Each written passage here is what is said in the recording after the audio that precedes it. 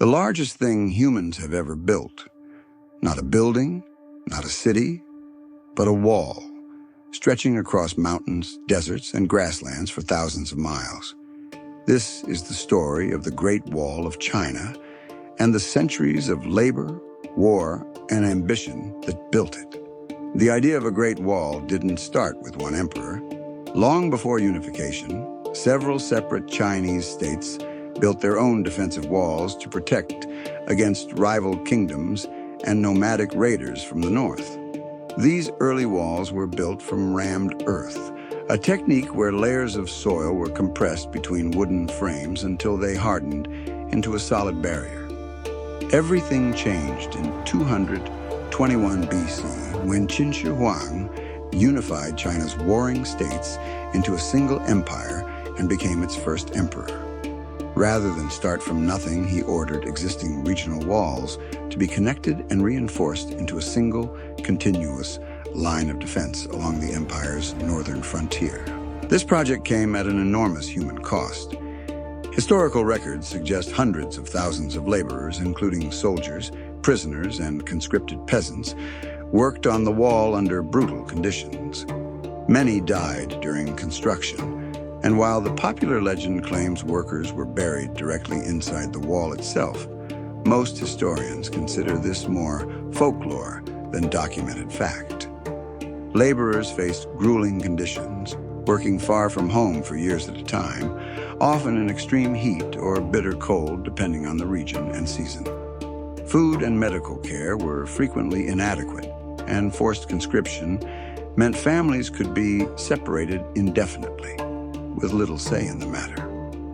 Some ancient poems and folk songs from the era reflect this hardship, describing the sorrow of wives and mothers whose husbands and sons never returned from wall construction. The primary purpose of the wall was defense against nomadic groups, particularly the Xiongnu Confederation to the north. Rather than functioning as a single unbroken barrier meant to be impenetrable, the wall was designed more as a controlled boundary, a way to slow down raids, control trade and migration, and give defenders time to respond with signal fires and troop movements. Watchtowers were built at regular intervals along the wall, spaced so that guards could see neighboring towers and relay warnings quickly. Beacon fires, and later gunpowder signals, could send a message across vast distances in a matter of hours, alerting military garrisons of an approaching threat long before the enemy arrived. After the Qin dynasty collapsed, subsequent dynasties continued to maintain, extend, or abandon sections of the wall, depending on their military priorities and relationship with northern neighbors. During the Han Dynasty, the wall was extended further west to protect the Silk Road trade routes, which were becoming increasingly vital to the Chinese economy.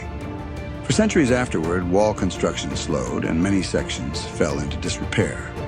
It wasn't until the Ming dynasty, starting in the late 14th century, that the most famous and best preserved sections of the wall we recognize today were built. The Ming dynasty took wall construction to an entirely new level. Following repeated conflicts with Mongol forces, Ming rulers invested heavily in a more sophisticated, heavily fortified wall system built primarily from brick and stone rather than rammed earth. This shift in materials made the walls significantly more durable, which is largely why so much of the Ming-era wall survives today compared to earlier dynastic sections. Ming engineers incorporated crenellated battlements, garrison stations, and multi-story watchtowers capable of housing soldiers for extended periods. Some sections were even wide enough for several soldiers to march side by side along the top, allowing for rapid troop movement across difficult mountain terrain. The wall also served as a controlled economic checkpoint. Gates and passes along its length regulated trade caravans, taxed goods moving in and out of the empire, and controlled the movement of people across the frontier, making it as much a customs and immigration system as a military fortification. Building in these mountainous regions presented enormous engineering challenges. Workers had to haul massive quantities of brick, stone, and mortar up steep inclines, often using nothing more than manpower, pulleys, and pack animals. In some of the steepest sections, materials were passed hand to hand up the mountainside in a human chain, since no cart or animal could manage the terrain. A common myth claims the Great Wall is visible from space with the naked eye. This isn't accurate. While certain man-made structures can be visible from low orbit under specific conditions, the wall's relatively narrow width compared to its immense length makes it extremely difficult to distinguish without magnification, and multiple astronauts have confirmed it isn't easily visible from the moon or even from low Earth orbit without aid. Another common misconception is that the Great Wall is a single, continuous structure.